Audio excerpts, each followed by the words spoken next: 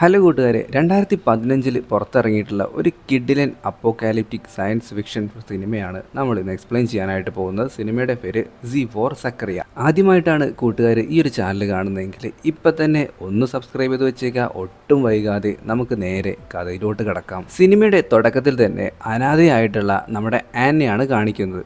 അവളിപ്പോൾ അങ്ങ് ടൗണിലേക്ക് പോയിട്ട് അവിടെ നിന്ന് ഒരുപാട് സാധനങ്ങളൊക്കെ കളക്ട് ചെയ്തുകൊണ്ടിരിക്കുകയാണ്. ഒരു വലിയ ന്യൂക്ലിയർ എക്സ്പ്ലോഷൻ തന്നെ ഭൂമിയിൽ സംഭവിച്ചിരിക്കുകയാണ്. അതിനെ തുടർന്ന് ഒരുപാട് ജീവജാലങ്ങളും മനുഷ്യന്മാരും ഇല്ലാതായിട്ടുണ്ട്. ചുരുക്കി പറഞ്ഞാൽ ഇപ്പം നമ്മുടെ ആൻ മാത്രമാണ് ഇവിടെ ജീവിക്കുന്നത്. ഈ നഗരം മൊത്തം ഇപ്പോൾ റേഡിയോ ആക്റ്റീവ് തരംഗങ്ങൾ കൊണ്ട് നിറഞ്ഞിരിക്കുകയാണ്. അങ്ങോട്ടേക്ക് പോകാനായിട്ട് ആർക്കും പറ്റില്ല. പോവുകയാണെങ്കിൽ തന്നെ ഒരുപാട് മുൻകരുതലുകളൊക്കെ എടുത്തിട്ട് വേണം പോകാനായിട്ട്. ആൻ ഇപ്പോൾ താമസിക്കുന്നത് അവളുടെ അച്ഛൻ്റെ ഒരു വലിയ ഫാമിലാണ്. ഒരു വലിയ പർവ്വതത്തിന് അപ്പുറമായിട്ടാണ് അത് സ്ഥിതി ചെയ്യുന്നത്. അതുകൊണ്ട് തന്നെ അത് റേഡിയോ ആക്റ്റീവ് കണ്ടാമിനൻസ് ഒന്നും എത്തിപ്പെടാത്തൊരു സ്ഥലമാണ്. അങ്ങോട്ടേക്കാണ് ഇപ്പോൾ അവൾ പോയിക്കൊണ്ടിരിക്കുന്നത്. വീട്ടിലേക്ക് ചെന്ന ഉടനെ തേച്ചൊരച്ച് കുളിക്കുന്നുണ്ട്. ശേഷം തൻ്റെ പട്ടിക്കുട്ടനുമൊത്ത് അടുത്ത ദിവസം അവളുടെ ആ ഒരു താമസിക്കുന്ന സ്ഥലം മൊത്തത്തിൽ ഇപ്പോൾ ഫെൻസിങ്ങും മറ്റൊക്കെ ചെയ്യുന്നുണ്ട്. അതിനുശേഷം അവൾ ഭക്ഷണം കഴിക്കുന്നുണ്ട്. അങ്ങനെ ഒരുപാട് ദിവസങ്ങൾ ഇങ്ങനെ കടന്നു പോകുന്നതൊക്കെ കാണിക്കുന്നുണ്ട്. ഒരു ദിവസം പട്ടിക്കുട്ടനെ ഒത്തിട്ട് അവൾ ഹണ്ടിങ് ചെയ്തുകൊണ്ടിരിക്കുകയാണ്. പലതരത്തിലുള്ള കെണികൾ ആ പറമ്പിലൊക്കെ അവൾ വെച്ചിട്ടുണ്ടായിരുന്നു. അപ്പോഴാണ് ഒരു പേടകം പോലത്തെ ഒരു വണ്ടി അതിങ്ങനെ ആരോ റോഡിൻ്റെ നടുവിൽ കൊണ്ടുവന്ന് നിർത്തിയിരിക്കുന്നത് അവൾ കാണുന്നത്. അവളത് പോയി നോക്കുകയാണ്. ഇതെന്താ വല്ല അന്യഗ്രഹജീവി ഇങ്ങോട്ടേക്ക് വന്നാണെന്നൊക്കെ വിചാരിച്ചിട്ട് ഒളിഞ്ഞു നോക്കുന്നുണ്ട്. അപ്പോഴാണ് അങ്ങോട്ടേക്ക് ആരോ വരുന്നതായിട്ട് അവൾക്ക് തോന്നുന്നത്. അവൾ ഓടിപ്പോയിട്ട് ഒരു പൊന്തക്കാടിൻ്റെ അവിടെ ഒളിച്ച് നിൽക്കുകയാണ്. എന്നിട്ട് ഈ ഒരു വണ്ടി എടുക്കാൻ വരുന്ന ആളെ ശ്രദ്ധിക്കുകയാണ്. അയാളാണെന്നുണ്ടെങ്കിൽ വലിയ എന്തൊക്കെയോ ഒരു അന്യഗ്രഹജീവിയെ പോലെയുള്ള ഒരു കോട്ടും മറ്റൊക്കെ ധരിച്ചിട്ടാണ് നടക്കുന്നത്. എന്നിട്ട് ആ വണ്ടിയാണെന്നുണ്ടെങ്കിൽ അയാൾ താങ്ങി പിടിച്ച് പോവുകയാണ്. ആനാണെന്നുണ്ടെങ്കിൽ അയാളെ പിന്തുടരുകയാണ്. എന്നിട്ട് കുറച്ച് ദൂരം കഴിഞ്ഞപ്പോൾ ഇയാൾ ആ ഒരു മാസ്കും മറ്റൊക്കെ മാറ്റുന്നുണ്ട്. അതായത് അവിടെ മൊത്തം റേഡിയോ ആക്റ്റീവ് തരംഗങ്ങളൊന്നും ഇല്ല എന്ന് മനസ്സിലാക്കിയിട്ടാണ് അയാളത് ചെയ്യുന്നത്. പുള്ളിക്കാരൻ്റെ പേര് ജോൺ ലൂമിസ് എന്നാണ്. ആളൊരു എഞ്ചിനീയറാണ്. ഈ ഒരു റേഡിയേഷൻ സൂട്ടും അതുപോലെ തന്നെ ഈ വണ്ടികളിൽ നിറയെ ഒരുപാട് മെഡിസിൻസും ഒക്കെ ഉണ്ട്. അതായത് ഈ റേഡിയോ തരംഗങ്ങളുള്ള സ്ഥലത്തൂടെയൊക്കെ സഞ്ചരിക്കുമ്പോൾ ആ ഒരു മെഡിസിൻസും കാര്യങ്ങളൊക്കെ കഴിക്കേണ്ടതായിട്ടുണ്ട്. ഇയാളൊരു മനുഷ്യനാണെന്ന് മനസ്സിലാക്കിയിട്ടുള്ള നമ്മുടെ ആൻ ആണെന്നുണ്ടെങ്കിൽ ഈ വണ്ടിയുടെ അടുത്തേക്ക് വന്ന് നോക്കുമ്പോൾ അയാളെ എങ്ങനെ കാണാനുമില്ല. പുള്ളിക്കാരൻ അടുത്തുണ്ടായിരുന്ന ഒരു അരുവിയിലേക്ക് പോയിട്ട് അവിടെ ഒരു കുളി പാസ്സാക്കിക്കൊണ്ടിരിക്കുകയാണ്. പക്ഷേ ആ ഒരു സ്പ്രിങ് അല്ലെങ്കിൽ ആ ഒരു അരുവിയിൽ അവിടെ നിന്ന് വരുന്ന ആ ഒരു വെള്ളച്ചാട്ടത്തിലുള്ള ആ വെള്ളം എന്ന് പറയുന്നത് ടൗണിൽ നിന്നൊക്കെ വരുന്ന വെള്ളമായിരുന്നു. അതായത് റേഡിയോ ആക്റ്റീവ് തരംഗങ്ങളൊക്കെ ഉള്ള വെള്ളമായിരുന്നു. അതുകൊണ്ട് തന്നെ അയാളോട് ഈ ഒരു വെള്ളത്തിൽ നിന്ന് കയറി പോകാനായിട്ട് നമ്മുടെ ആൻ പറയുന്നുണ്ട്.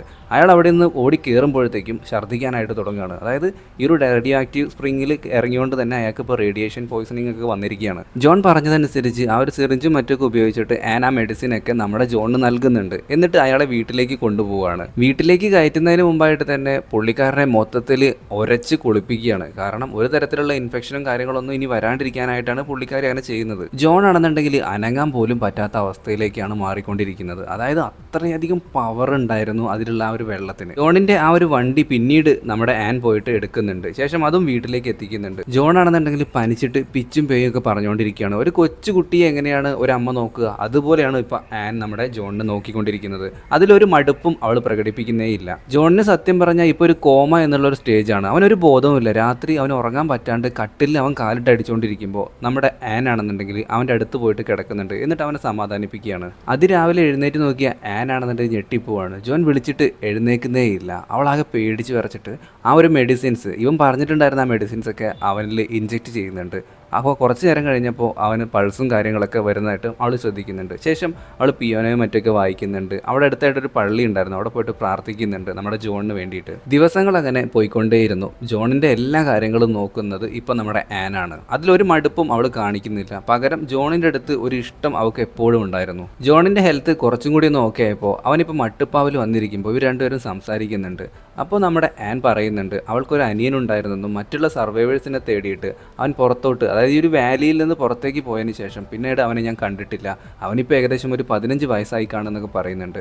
അപ്പോൾ നമ്മുടെ ജോണിന് ചെറുതായിട്ടൊരു വിഷമമൊക്കെ വരുന്നുണ്ട്. പോരാത്തതിന് അവൻ്റെ റൂമൊക്കെ അവൾ ക്ലീൻ ചെയ്ത് കൊടുക്കുന്നതും ഈ ഒരു ഫാമിലെ എല്ലാ കാര്യങ്ങളും അവൾ ഒറ്റയ്ക്ക് ചെയ്യുന്നതും കാണുമ്പോൾ നമ്മുടെ ജോണിന് ഒരുപാട് വിഷമമാവുന്നുണ്ട്. കാരണം തനിക്കൊന്നും ചെയ്യാൻ പറ്റില്ലല്ലോ എന്ന് വിചാരിച്ചിട്ട് അവിടെ വീട്ടിലുണ്ടായിരുന്ന കുറച്ച് ബോക്സൊക്കെ നോക്കിയിട്ട് എന്തൊക്കെയോ കാര്യങ്ങൾ നമ്മുടെ ജോണ് കുത്തിക്കുറിക്കുന്നുണ്ട്. എന്നിട്ട് പുറത്തുള്ള നമ്മുടെ ആനിൻ്റെ അടുത്തേക്ക് അവൻ പോവാണ്. അവിടെയാണെന്നുണ്ടെങ്കിൽ ഒരു തൂമ്പ എടുത്തിട്ടാണ് ഇപ്പോൾ കിളച്ചുകൊണ്ടിരിക്കുന്നത്. എന്തുകൊണ്ട് ഈ ഒരു ട്രാക്ടർ ഉപയോഗിച്ചിട്ട് നിനക്കിത് ചെയ്തുകൂടാന്ന് ചോദിക്കുമ്പോൾ അതിൽ ഫ്യൂവലില്ല. എന്നാൽ പിന്നെ നിനക്ക് അവിടെ ടൗണിൽ പോയിട്ട് ഫ്യൂവൽ എടുത്തൂടെ?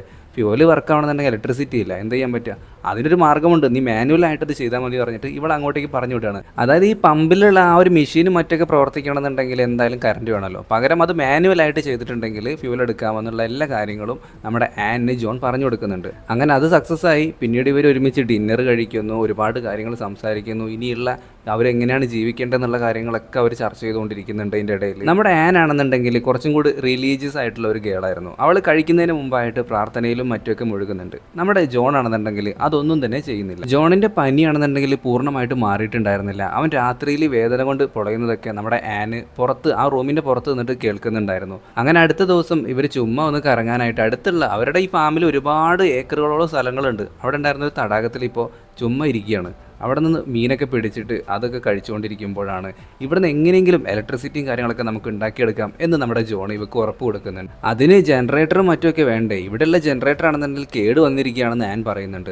ഗ്യാരേജിലേക്ക് പോയി നോക്കിയപ്പോൾ അത് റെഡിയാക്കാനായിട്ട് ഒരു മാർഗ്ഗമുണ്ടെന്ന് നമ്മുടെ ജോണും പറയുന്നുണ്ട്. ജോണിൻ്റെ മനസ്സിലൊരു പ്ലാൻ ഉണ്ടായിരുന്നു, ഹൈഡ്രോ ഇലക്ട്രിസിറ്റി. അതായത് ഈ ഒരു വെള്ളച്ചാട്ടത്തിൻ്റെ അടിയിൽ അല്ലെങ്കിൽ നമ്മുടെ മുല്ലപ്പെരിയാറൊക്കെ ഇല്ലേ, അതുപോലെ വെള്ളം ചാടുമ്പോൾ അതിനനുസരിച്ച് ആ ടർബൈനും കാര്യങ്ങളൊക്കെ പ്രവർത്തിപ്പിച്ചിട്ട് അങ്ങനെ ഇലക്ട്രിസിറ്റി ഉൽപ്പാദിപ്പിക്കാനുള്ള ഒരു പ്ലാൻ. ഇതിനായിട്ട് മരത്തടികൾ ആവശ്യമായിരുന്നു ആ ഒരു വലിയ ജലചക്രം ഉണ്ടാക്കാനായിട്ട്. അടുത്തുണ്ടായിരുന്ന ആ ഒരു ഉപയോഗശൂന്യമായിട്ടുള്ള പള്ളി അതിന് യൂസ് ചെയ്തോട്ടെ എന്ന് ചോദിക്കുമ്പോൾ നമ്മുടെ ആനയുടെ മുഖം വാടുന്നുണ്ട്. കാരണം അവളുടെ അച്ഛൻ നിർമ്മിച്ചതായിരുന്നു അത്. ആനിന് വിഷമാവുമെന്ന് വിചാരിച്ചിട്ട് നമ്മുടെ ജോൺ ആണെന്നുണ്ടെങ്കിൽ അത് വേണ്ടെന്ന് വെക്കുകയാണ്. പകരം മറ്റെന്തെങ്കിലും ഒരു വഴി കണ്ടെത്താമെന്ന് നമ്മുടെ ജോൺ പറയുന്നുണ്ട്. ഇവിടെ അടുത്തുള്ള ആ മരങ്ങളൊന്നും തന്നെ വെട്ടാനായിട്ട് ഇവർക്ക് പറ്റില്ല. കാരണം അതൊക്കെ തടഞ്ഞു നിർത്തുന്നുണ്ട് ഈ ഒരു റേഡിയോ ആക്റ്റീവ് തരംഗങ്ങളെ. അടുത്ത ദിവസം മുട്ടയെടുക്കാനായിട്ട് പോയിട്ടുണ്ടായിരുന്നത് നമ്മുടെ ആനയാണെന്നുണ്ടെങ്കിൽ കോഴിക്കൂട്ടിൽ മുട്ടയുടെ എണ്ണം കുറവായതായിട്ട് കാണുന്നുണ്ട്. അവൾക്ക് എന്തൊക്കെയോ ഒരു സംശയം വരുന്നുണ്ടായിരുന്നു. അതിനുശേഷം ആനാണെന്നുണ്ടെങ്കിൽ ഇപ്പോൾ നിലം മൊത്തം ഉഴുതുമറിച്ചുകൊണ്ടിരിക്കുകയാണ്. അപ്പോഴാണ് നമ്മുടെ ജോൺ വന്നിട്ട് നീ ടൗണിലേക്ക് വരുന്നുണ്ടോ, നമുക്കൊന്ന് ചുമ്മാ അവിടെ നിന്ന് കറങ്ങിയിട്ട് വരാമെന്ന് പറയുമ്പോൾ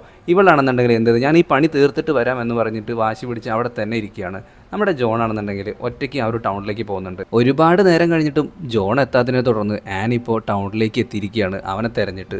നോക്കുമ്പോൾ അവിടെ ഉണ്ടായിരുന്ന ഒരു സ്റ്റേഷനറി ഷോപ്പിൽ നിന്ന് ലിക്കറും കഴിച്ച് അടിച്ച് കിണ്ടിയായിട്ട് കിടക്കണം. അവൻ നല്ല രീതിയിൽ ഫിറ്റായിട്ടുണ്ട്. ഇവനെ താങ്ങി പിടിച്ചുകൊണ്ടാണ് നമ്മുടെ ആന വീട്ടിലേക്ക് കൊണ്ടുപോകുന്നത്. വീട്ടിലെത്തിയപ്പോൾ ജോണിൻ്റെ സ്വഭാവം മാറി.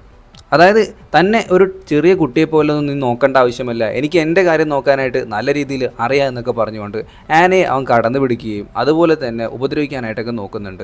ഒരു വിധത്തിൽ ആന അവനെ തട്ടി മാറ്റിയിട്ട് റൂമിൽ നിന്ന് ഇറങ്ങി പോവുകയും ചെയ്യുന്നുണ്ട്. പക്ഷേ അവനതിന് സോറിയും അപ്പോൾ പറയുന്നുണ്ട്. അടുത്ത ദിവസം രാവിലെ തന്നെ ജോൺ എഴുന്നേറ്റിട്ടുണ്ടായിരുന്നു. നമ്മുടെ ആനിന് വേണ്ടിയിട്ടുള്ള ബ്രേക്ക്ഫാസ്റ്റും കാര്യങ്ങളൊക്കെ അവനാണ് റെഡിയാക്കിയിട്ടുണ്ടായിരുന്നത്. കഴിഞ്ഞ ദിവസം നടന്ന കാര്യത്തിൽ അവനപ്പോൾ ക്ഷമ ചോദിക്കുന്നുണ്ട്. കള്ളിൻ്റെ പുറത്ത് ഞാൻ ചെയ്തു പോയതാ, ഇനി ഞാൻ അങ്ങനെ ചെയ്യില്ല എന്നും അവൻ അവൾക്ക് ഉറപ്പ് കൊടുക്കുന്നുണ്ട്. പിന്നെയും ദിവസങ്ങൾ വലിയ കുഴപ്പമില്ലാണ്ട് കടന്നുപോയി. അവൾ ആ കാര്യങ്ങളൊക്കെ മറന്നു പോയിട്ടുണ്ടായിരുന്നു. കാരണം അത്രയും ക്ലോസ് ആയി മാറിയിട്ടുണ്ട് ഇപ്പം നമ്മുടെ ജോണും ആനയും. ഇടയ്ക്കിടയ്ക്ക് ഒഴിവ് കിട്ടുമ്പോൾ അവളാണെന്നുണ്ടെങ്കിൽ അവളുടെ അച്ഛൻ ഉണ്ടാക്കിയിരുന്ന ആ ഒരു പള്ളിയിൽ പോയിട്ട് പിയാനോ വായിക്കും. ഈ സമയം നമ്മുടെ ജോൺ ആണെന്നുണ്ടെങ്കിൽ പറമ്പിൽ നല്ല പണിയിലാണ്. അവനിപ്പോൾ പൂർണ്ണ ആരോഗ്യവനായിട്ടുണ്ട്. നമ്മുടെ ആനാണെന്നുണ്ടെങ്കിൽ ജോണിന് ഇപ്പോൾ ഭയങ്കര ഇഷ്ടമാണ്. അന്ന് രാത്രി അവന് വേണ്ടുന്ന എല്ലാ വിഭവങ്ങളും കാര്യങ്ങളൊക്കെ റെഡിയാക്കി വെച്ചിട്ടുണ്ട്. പിന്നെ കുറച്ച് വൈനും അവന് കൊടുക്കുന്നുണ്ട്. ഒരുപാട് നീ കഴിക്കേണ്ട, കഴിച്ചിട്ടുണ്ടെങ്കിൽ എൻ്റെ മെക്കിട്ട് നീ കയറും എന്നും പറയുന്നുണ്ട്. അവർ ഭക്ഷണത്തിന് ശേഷം രണ്ടുപേരും പാട്ടൊക്കെ വെച്ചിട്ട് നല്ല റൊമാൻറ്റിക് മൂഡിലിരിക്കുകയാണ്. രണ്ടുപേരും ഡാൻസ് ചെയ്യാനായിട്ട് പോവാണ്. രണ്ടുപേർക്കും അതൊട്ട് വശവുമില്ല. പക്ഷേ അവർ ഡാൻസ് ചെയ്യുന്നതിൻ്റെ ഇടയ്ക്ക് പരസ്പരം ഒന്നാവുകയാണ്. അവർ രണ്ടുപേരും പരസ്പരം ചുംബിക്കുകയാണ്. അതിനുശേഷം റൂമിലേക്ക് പോകാമെന്ന് നമ്മുടെ ആൻ അവൻ്റെ അടുത്ത് പറയുന്നുണ്ട്. ശേഷം നമ്മുടെ ആൻ ആണെന്നുണ്ടെങ്കിൽ ഇപ്പോൾ ജോണുമായിട്ട് ഒരു ശാരീരിക ബന്ധത്തിൽ ഏർപ്പെടാനായിട്ട് നിർബന്ധിക്കുകയാണ്. പക്ഷേ നമ്മുടെ ജോൺ അതിന് വഴങ്ങുന്നില്ല. എനിക്ക് നിന്നെ ജീവിതകാലം മുഴുവൻ വേണം. പെട്ടെന്ന് നമ്മൾ ഇങ്ങനൊരു ബന്ധത്തിലേക്ക് കടന്നിട്ടുണ്ടെങ്കിൽ അത് നമ്മൾ തമ്മിൽ പിരിയാനായിട്ട് അല്ലെങ്കിൽ ഒരു അകൽച്ചയും കാര്യങ്ങളൊക്കെ നേരിടേണ്ടി നമുക്ക് വരും. അതുകൊണ്ട് എനിക്ക് കുറച്ച് സമയം വേണം. എത്ര സമയം എടുത്തിട്ടുണ്ടെങ്കിലും നമുക്ക് രണ്ടുപേർക്കും ഒന്നാവാനായിട്ട് ഇനിയും കഴിയും എന്നാണ് നമ്മുടെ ജോൺ പറയുന്നത്. അടുത്ത ദിവസം നമ്മുടെ ആൻ പുറത്തേക്ക് പോയിട്ട് നോക്കുകയാണ്. അവൾ ഹണ്ടിങ് ട്രാപ്പുകളൊക്കെ വെച്ചിട്ടുണ്ടായിരുന്നു പറമ്പിൽ. പക്ഷേ അതിലൊന്നും തന്നെ കുടുങ്ങിയിട്ടില്ല. അപ്പോഴാണ് അവിടുത്തെ താഴ്വരയിൽ ഒരാളെ അവൾ കാണുന്നത്. കലീബ് എന്നാണ് അയാളുടെ പേര്. അങ്ങനെ കലീബിനെയും കൂട്ടിയിട്ട് ആൻ ഇപ്പോൾ വീട്ടിലേക്ക് പോവുകയാണ്. ജോണിന് കലീബിന്റെ വരവ് ഒട്ടും ഇഷ്ടമായില്ല. എന്നാലും അതൊന്നും പുറത്ത് പ്രകടിപ്പിക്കാണ്ട് ഇവന്റെ മേഘത്ത് എന്തെങ്കിലും തരത്തിലുള്ള റേഡിയോ തരംഗങ്ങളും മറ്റൊക്കെ ഉണ്ടോ എന്ന് അറിയാനായിട്ട് എല്ലാ ചെക്കിങ്ങും മറ്റുമൊക്കെ നമ്മുടെ ജോൺ നടത്തിക്കൊണ്ടിരിക്കുകയാണ്. എന്നിട്ട് കലീബിൻ്റെ അടുത്ത് നിങ്ങൾ എവിടുന്നാണ് വരുന്നതെന്നൊക്കെ ചോദിക്കുമ്പോൾ അവനൊരു ഗവൺമെൻറ് ബങ്കറിലായിരുന്നു ഇതുവരെ താമസിച്ചിട്ടുണ്ടായിരുന്നത്. അവിടെയുള്ളവർ പരസ്പരം അങ്ങോട്ടും ഇങ്ങോട്ടൊക്കെ പോരടിച്ച് മരിക്കാനായിട്ട് തുടങ്ങിയപ്പോൾ ഞാൻ അവിടെ നിന്നും രക്ഷപ്പെട്ട് വന്നതാണെന്നൊക്കെയാണ് ഇവൻ പറയുന്നത്. ഒരാഴ്ചയോളം ഞാനവിടെ ടെൻ്റ് അടിച്ച് താമസിച്ചോട്ടെ എന്ന് കലീബ് നമ്മുടെ ജോണിൻ്റെ അടുത്ത് ചോദിക്കുന്നുണ്ട്. അവനും സമ്മതിക്കുന്നുണ്ട്. പക്ഷേ നമ്മുടെ ആൻ പറയുന്നുണ്ട് നമ്മൾ അയാളെ പുറത്ത് കിടത്തുന്നത് ശരിയാണോ, അകത്തേക്ക് ഇൻവൈറ്റ് ചെയ്യണ്ടേ എന്നുള്ള കാര്യം ജോണിൻ്റെ അടുത്ത് നമ്മുടെ ആൻ ചോദിക്കുമ്പോൾ ജോൺ ആണെന്നുണ്ടെങ്കിൽ പറയുന്നുണ്ട് അയാളുടെ സ്വഭാവം നമുക്ക് കറക്റ്റായിട്ട് അറിയില്ല, നിനക്ക് കുഴപ്പമില്ലെങ്കിൽ എനിക്കും കുഴപ്പമില്ല എന്ന് പറഞ്ഞുകൊണ്ട് ഇവർ അവനെ അകത്തേക്ക് ഇൻവൈറ്റ് ചെയ്യാണ്. അതായത് ഒരു റൂം അവന് കൊടുക്കുന്നുണ്ട്. അവിടെ ഇവർ 3 പേരും കൂടി ഭക്ഷണം കഴിച്ചുകൊണ്ടിരിക്കുമ്പോഴാണ് കലീബ് അവൻ്റെ ആ ഒരു അപ്പോകാലിപ്സും കാര്യങ്ങളൊക്കെ നേരിട്ട കാര്യങ്ങൾ പറയുന്നത്. അപ്പോൾ നമ്മുടെ ജോണും ഒരു കഥ പറയുന്നുണ്ട്. അവനൊരു ചെറിയ ആൺകുട്ടിയെ കണ്ടെത്തിയിട്ടുണ്ടായിരുന്നു, ഒരു 14-15 വയസ്സ് തോന്നിക്കുന്ന ആ പയ്യനാണെന്നുണ്ടെങ്കിൽ റേഡിയേഷൻ പോയിസൺ ആയിട്ട് ആകെ അവൻ്റെ അടുത്ത് ഇങ്ങനെ ബെഗ് ചെയ്തുകൊണ്ടിരിക്കുകയായിരുന്നു നമ്മുടെ ജോണിൻ്റെ അടുത്ത്, എന്നെ കൊല്ലൂ എന്നൊക്കെ പറഞ്ഞിട്ട്. നമ്മുടെ ജോൺ ആണെന്നുണ്ടെങ്കിൽ അത് മൈൻഡ് ചെയ്യാതെ അവിടെ നിന്ന് നടന്നകന്നു എന്നൊക്കെയാണ് അവൻ പറയുന്നത്. ഈ കാര്യങ്ങൾ കേട്ടപ്പോൾ തന്നെ ആനിന് അവളുടെ അനിയനെ ഓർമ്മ വരികയാണ്. അങ്ങനെ ഭക്ഷണം കഴിക്കലിനൊക്കെ ശേഷം നമ്മുടെ ആൻ ആണെന്നുണ്ടെങ്കിൽ ഇപ്പോൾ കലീബിന് വേണ്ട ആ ഒരു റൂമും കാര്യങ്ങളൊക്കെ പരിചയപ്പെടുത്തി കൊടുക്കുന്നുണ്ട്. ഈ കാര്യങ്ങളൊന്നും തന്നെ നമ്മുടെ ജോണിന് അത്ര പിടിക്കുന്നില്ല. ജോൺ അത് നമ്മുടെ ആനിയുടെ അടുത്ത് ചോദിക്കുന്നുണ്ട് കലീബ് പോയതിന് ശേഷം. പക്ഷേ അവളാണെന്നുണ്ടെങ്കിൽ നിങ്ങൾക്കും ഒരു എതിർപ്പ് വ്യത്യാസം മറ്റൊന്നും ഉണ്ടായിരുന്നില്ലല്ലോ, പിന്നെ എന്താ ഇപ്പോൾ ഇങ്ങനെ സംസാരിക്കുന്നതാണ് ആന പറയുന്നത്. കുറച്ച് നേരം കഴിഞ്ഞപ്പോൾ ജോൺ അവളുടെ അടുത്ത് ആ ഒരു സത്യം തുറന്നു പറയുകയാണ്. അതായത് ഇവളുടെ അനിയൻ ഏകദേശം 14-15 വയസ്സുള്ള ആ ഒരു അനിയൻ ഈ ഒരു സർവൈവേഴ്സിനൊക്കെ തിരഞ്ഞിട്ട് പുറത്തേക്ക് പോയിട്ടുണ്ടായിരുന്നല്ലോ, അത് ആ ഒരു റേഡിയേഷൻ ഏറ്റവും നിരയിലായിരുന്നു നമ്മുടെ ജോണിന് ആ ഒരു പയ്യനെ കാണാനായിട്ട് കഴിഞ്ഞിട്ടുണ്ടായിരുന്നത്. ആ പയ്യനെ അപ്പം തന്നെ നമ്മുടെ ജോണ് ഷൂട്ട് ചെയ്യുകയും ആ പയ്യൻ മരണപ്പെടുകയും ചെയ്തിട്ടുണ്ടായിരുന്നു. അത് നമ്മുടെ ആനിൻ്റെ ബ്രദർ തന്നെയായിരുന്നു എന്നുള്ള കാര്യം ഇപ്പോൾ അവൾ അറിയുമ്പോൾ അവൾക്ക് ഒരുപാട് വിഷമാവുന്നുണ്ട്. പക്ഷേ ഇനി എന്ത് ചെയ്യാൻ പറ്റും, കാരണം സംഭവിച്ചു പോയില്ലേ. ആൻ അപ്പോൾ ഞാൻ കുറച്ച് നേരം ഒറ്റയ്ക്ക് ഇരിക്കട്ടെ എന്ന് പറഞ്ഞുകൊണ്ട് അവിടെ നിന്നും പുറത്തേക്ക് ഇറങ്ങി പോവുകയും ചെയ്യുന്നുണ്ട്. തൻ്റെ അനിയൻ തിരിച്ചു വരും എന്നുള്ള ഒരു ഉറപ്പ് നമ്മുടെ ആനുണ്ടായിരുന്നു. പക്ഷേ ഇനി അതില്ല. ഇതേ സമയം നമ്മുടെ ജോണും കലീബും കൂടി ഇപ്പോൾ ഹണ്ടിങ്ങിനായിട്ട് പോവുകയാണ്. അടുത്ത് തന്നെ ഒരു കോഴിയുടെ, അതായത് കുളക്കോഴി ഉണ്ടാവില്ലേ, കാട്ടുകോഴിയൊക്കെ ഉണ്ടാവില്ലേ, അതിൻ്റെ പിന്നാലെ ഇവർ പോകുന്നുണ്ട്. അതിനിടയിൽ ആനിനെ പറ്റിയുള്ള സംസാരമൊക്കെ കലീബ് പറയുന്നുണ്ട്. അത് നമ്മുടെ ജോൺ അത്ര പിടിക്കുന്നില്ല. അവനത് തമാശ രൂപേണയാണ് പറയുന്നത്, പക്ഷേ എവിടേക്കോ കൊള്ളിച്ച് പറയുന്നതായിട്ടാണ് നമ്മുടെ ജോണിന് മനസ്സിലാക്കാനായിട്ട് പറ്റുന്നത്. തൻ്റെ ഹൈഡ്രോ ഇലക്ട്രിസിറ്റി പ്ലാനിനെ പറ്റിയിട്ട് നമ്മുടെ ജോൺ കലീബിൻ്റെ അടുത്ത് പറയുന്നുണ്ട്. പക്ഷേ അതിന് വേണ്ടിയിട്ടുള്ള ആ ഒരു വുഡ്സും കാര്യങ്ങളൊക്കെ ആ ഒരു പള്ളിയിൽ നിന്ന് എടുക്കാനായിട്ടാണ് തീരുമാനിച്ചിട്ടുണ്ടായിരുന്നത്. പക്ഷേ അതിന് നമ്മുടെ ആനിന് അത്ര സമ്മതമല്ല. കാരണം അവളുടെ അച്ഛൻ ഉണ്ടാക്കിയിട്ടുള്ളായിരുന്ന ഒരു ആരാധനാലയം കൂടിയാണ്, അത് പൊളിക്കാനായിട്ട് അവൾക്കൊരു മടുപ്പുണ്ട് എന്നും കൂടി നമ്മുടെ കലീബിൻ്റെ അടുത്ത് ജോൺ പറയുന്നുണ്ടായിരുന്നു.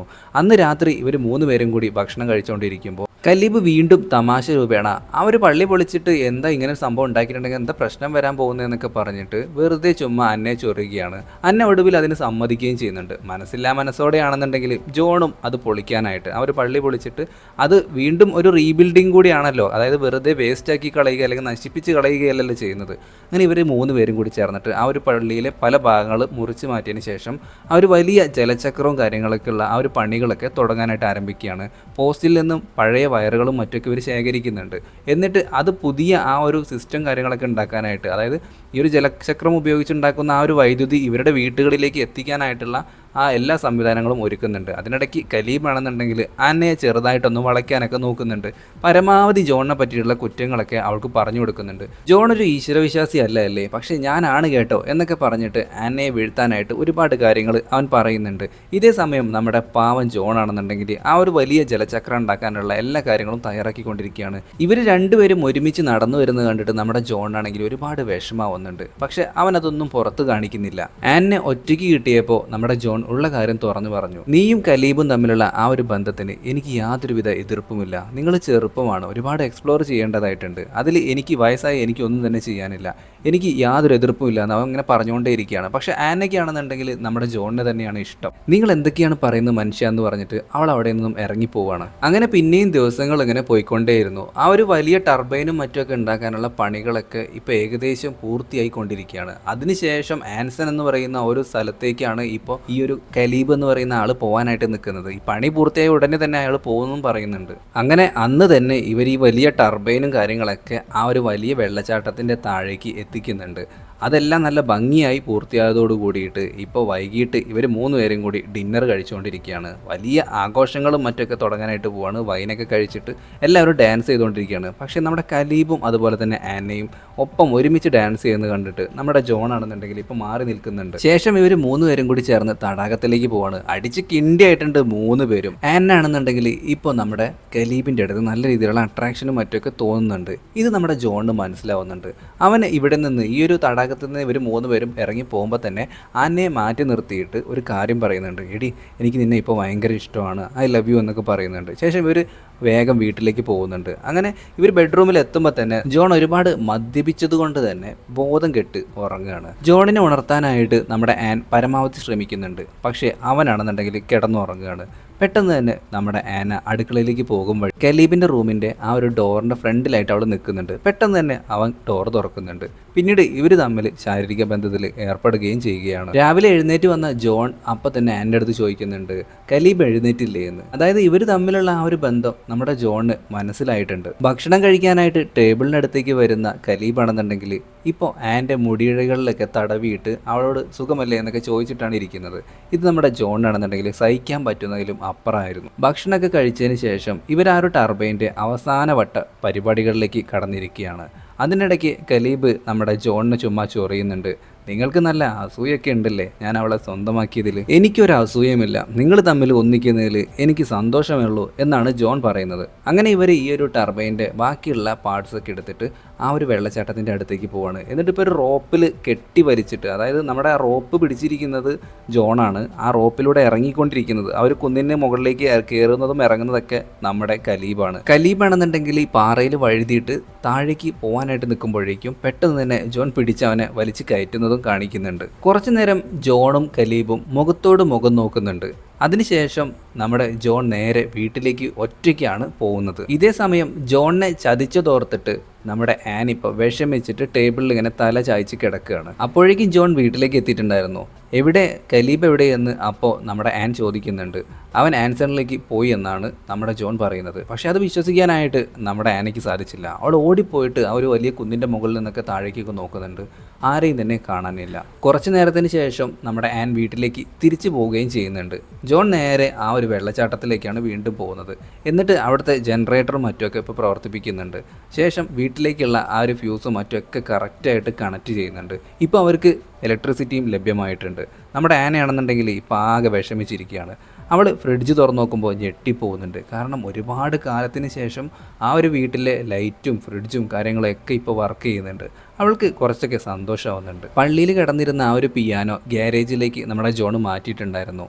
അവൾ അങ്ങോട്ടേക്ക് പോവുകയാണ്. എന്നിട്ട് ആ ഒരു പിയാനോ വായിച്ചുകൊണ്ടിരിക്കുമ്പോൾ അത് കേൾക്കാനായിട്ട് നമ്മുടെ ജോണ് അവിടെ ഒരു കസേര ഇട്ടിട്ട് അവളുടെ പുറകിലായിട്ട് തന്നെ ഇരുന്നിട്ട് പ്രാർത്ഥിക്കുന്നുമുണ്ട്. ഈ ഒരു സീനും കാണിച്ചുകൊണ്ടാണ് നമ്മുടെ ഇന്നത്തെ സിനിമ അവസാനിക്കുന്നത്. കലീബിന് എന്താ പറ്റിയെന്നുള്ള കാര്യം കറക്റ്റായിട്ട് ഈ ഒരു സിനിമയിൽ കാണിക്കുന്നില്ല. ഒന്നുകിൽ നമ്മുടെ ജോൺ തീർത്ത് കാണും, അല്ലെന്നുണ്ടെങ്കിൽ അവൻ ശരിക്കും ആ ഒരു നഗരത്തിലേക്ക് പോയിട്ടുണ്ടാവും. എന്തായാലും നിങ്ങൾക്ക് എന്താ തോന്നിയേ ആ ഒരു കാര്യം കമൻ്റായിട്ട് നിങ്ങൾ രേഖപ്പെടുത്താൻ മറക്കണ്ട. ആദ്യമായിട്ടാണ് കൂട്ടുകാർ ഈ ഒരു കൊച്ചു ചാനൽ കാണുന്നതെങ്കിൽ ഇപ്പം തന്നെ ഒന്ന് സബ്സ്ക്രൈബ് ചെയ്യുന്ന കാര്യം പരിഗണിക്കണ്ട, ഇപ്പം തന്നെ ഒന്ന് സബ്സ്ക്രൈബ് ചെയ്തേക്കുക. പിന്നെ കൂട്ടുകാരെ, ഞാൻ കഴിഞ്ഞ വീഡിയോസിലൊക്കെ ഞാൻ പറഞ്ഞിട്ടുണ്ടായിരുന്നു നമുക്കൊരു കോപ്പിറൈറ്റ് സ്ട്രൈക്ക് കിട്ടിയിട്ടുണ്ട്. ഇനി 2 എണ്ണം കൂടി കിട്ടിയിട്ടുണ്ടെങ്കിൽ ഈ ഒരു ചാനൽ പെട്ടെന്ന് തന്നെ അടിച്ചു പോകും. അതുകൊണ്ട് തന്നെ നമ്മുടെ സെക്കൻഡറി ചാനലിൻ്റെ ലിങ്ക് ഡിസ്ക്രിപ്ഷൻ ബോക്സിലും കമൻറ്റ് ബോക്സിലും പിന്ന് ചെയ്ത് വച്ചിട്ടുണ്ട്. അപ്പോൾ അതിൽ നമ്മൾക്കിടെ വീഡിയോ ഇനിയും കാണണമെന്ന് താല്പര്യമുള്ളവർ എന്തായാലും ഒന്ന് സബ്സ്ക്രൈബ് ചെയ്യുക, അല്ലെങ്കിൽ അതിൻ്റെ വീഡിയോസ് ഒന്ന് എടുത്ത് നോക്കിയേക്കുക. ഇഷ്ടപ്പെട്ടെങ്കിൽ മാത്രം നിങ്ങൾ സബ്സ്ക്രൈബ് ചെയ്യുക. അപ്പോൾ പുതിയൊരു വീഡിയോ ആയിട്ട് നമുക്ക് വീണ്ടും കാണാം. അതുവരെ എല്ലാവരും നല്ല ഹാപ്പി ആയിട്ടിരിക്കുക. Tata, bye bye.